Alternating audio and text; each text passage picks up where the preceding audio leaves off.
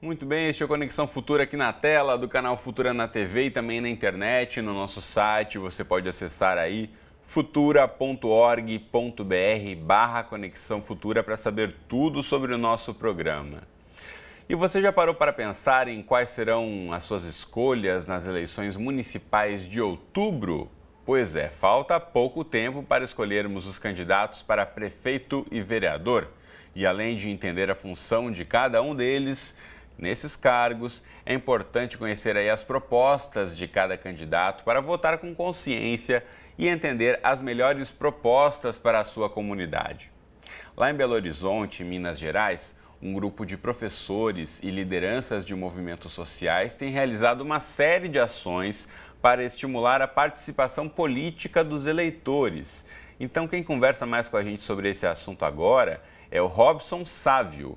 Ele é coordenador do Núcleo de Estudos Sociopolíticos da PUC Minas. Tudo bem, Robson? Bem-vindo à Conexão Futura. Um abraço para você, Cristiano, e para todos os nossos telespectadores. Muito obrigado. Obrigado você por ter topado conversar conosco. Então, você pode começar explicando para a gente de que forma, o trabalho desenvolvido aí no meio acadêmico, na universidade, pode despertar reflexão dentro da população.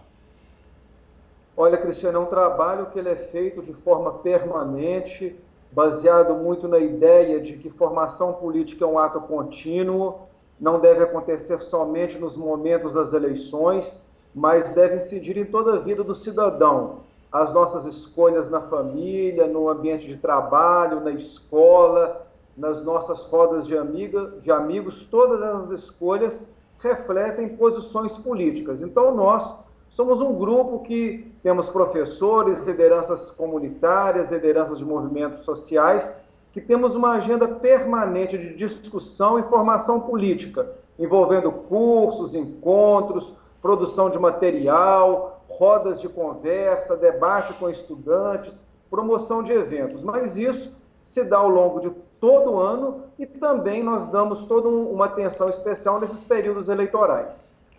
Robson, esse ponto que você menciona é fundamental, quero voltar e tentar destrinchá-lo um pouquinho mais, que é a consciência das pessoas sobre política ao longo de todo o ano, ao longo de todos os dias das vidas das pessoas, não é só a cada 2 anos, quando tem eleição, que tem que se preocupar com isso, Você acha que esse é o principal desafio de implementar essa consciência e de despertar esse interesse nas pessoas em tomar suas decisões políticas, em saber que cada escolha ao longo do seu dia a dia vai ter um impacto no presente e no futuro também?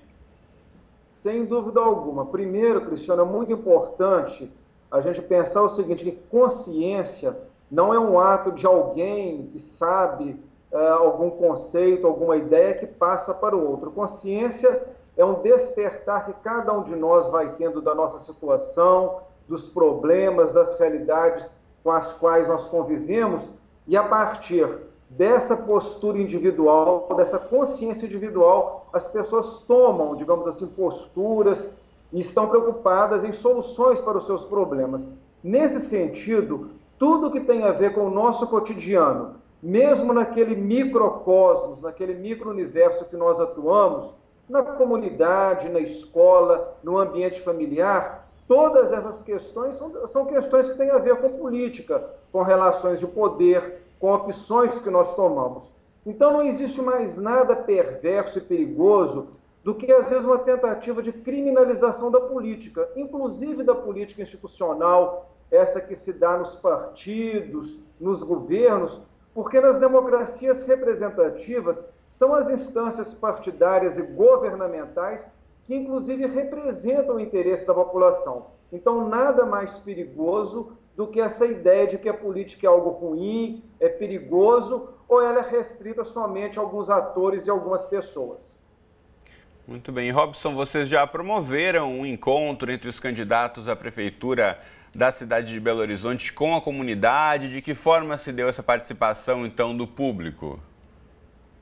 Cristiano, nós fazemos assim, como o nosso trabalho é um trabalho constante, ele é processual, desde o ano passado que nós já vimos discutindo um pouco as questões relacionadas aos principais problemas da nossa cidade, como enfrentá-los, não somente para ouvir dos candidatos a prefeito propostas, mas também com a perspectiva de falar para esses candidatos. A nossa metodologia desse encontro, que no caso aqui de Belo Horizonte teve a presença dos 11 candidatos que disputam a prefeitura, nós priorizamos a possibilidade dos movimentos, das lideranças falarem para os candidatos e o futuro prefeito ou a futura prefeita.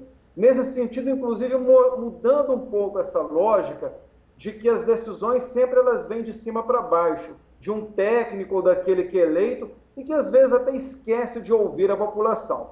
Então, nós tivemos a oportunidade de falar e de expor a nossa perspectiva dentro de uma ideia que foi o mote do nosso encontro, que é o direito à cidade, uma cidade que deve ser construída de e para todas as pessoas, e não de e para algumas pessoas. Agora, Robson, esse ponto é importante da gente discutir um pouquinho também, eu queria ouvir você nesse sentido, que sabemos, né, que as pessoas que circulam pela cidade sabem quais são os principais problemas enfrentados ali no município onde habitam. Agora, muitas vezes, há uma dificuldade da compreensão de que, a partir do momento de identificação de um problema na cidade, qual o trâmite para isso se tornar aí, eventualmente, uma plataforma de um candidato, se transformar num projeto de lei que até o momento de ser aprovado possa se reverter numa política pública. De que forma você acredita que isso pode ser discutido, as pessoas podem também se apropriar um pouco mais desse processo, de que podem sugerir projetos de lei, se conhecerem um pouco mais aí o trâmite dos processos de aprovação de novas leis? São várias iniciativas que elas devem se somar.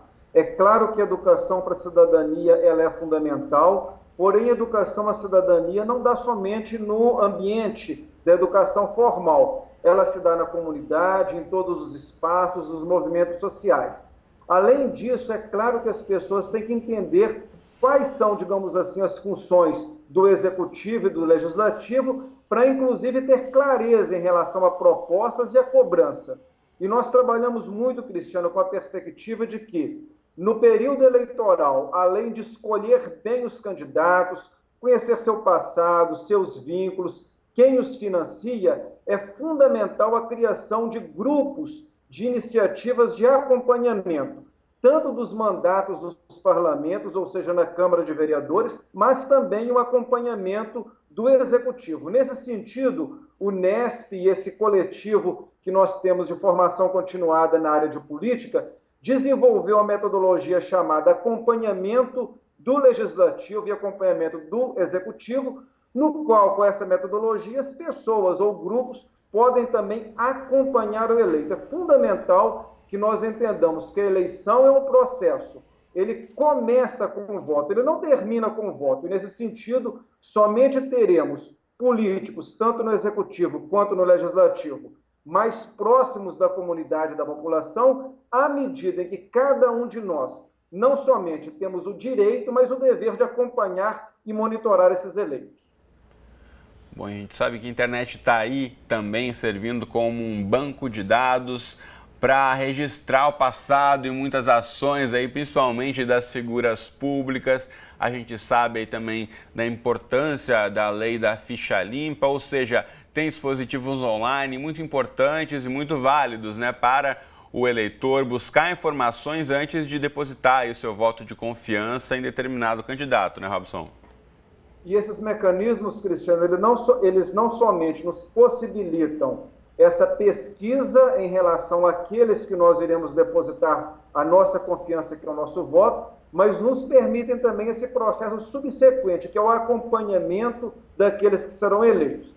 Em relação, inclusive, a esse processo de formação de uma consciência cidadã e de um compromisso com a participação efetiva no processo eleitoral, nós, por exemplo, utilizamos as redes sociais, produzimos vídeos educativos, inclusive depois, se você quiser, a gente pode compartilhar e partilhar com vocês aí do canal Futura de forma gratuita alguns desses vídeos, né, para serem também utilizados, e nós conseguimos, através de redes cada vez mais amplas, inclusive utilizando esses mecanismos de rede social e de articulação de vários canais, difundir e divulgar um pouco o perfil dos candidatos e também oferecer condições do eleitor acompanhar os eleitos.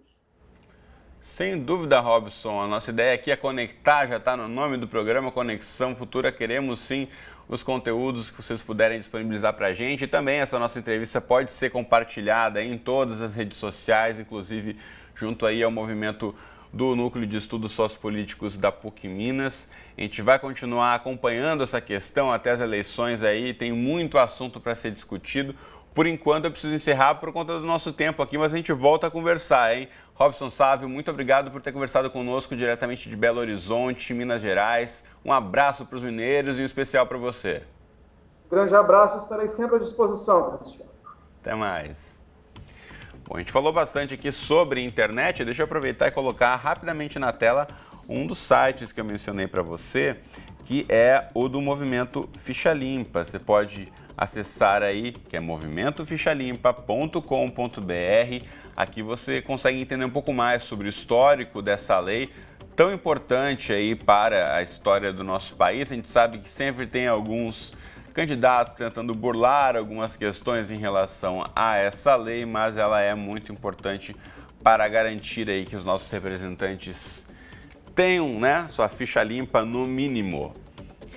Bom, e na próxima entrada do Conexão Futura a gente volta aqui para falar sobre as dificuldades e as formas de tratar questões comportamentais que afetam o desenvolvimento. Então não perca essa questão, a gente vai discutir aqui. Será que todo aluno muito agitado precisa de medicamentos? Será que não? Esse é um tema que volta e meia aparece dentro da sala de aula, preocupa muitos pais e educadores e a gente vai discutir aqui com especialistas no assunto quando voltarmos com Conexão Futura. Até já!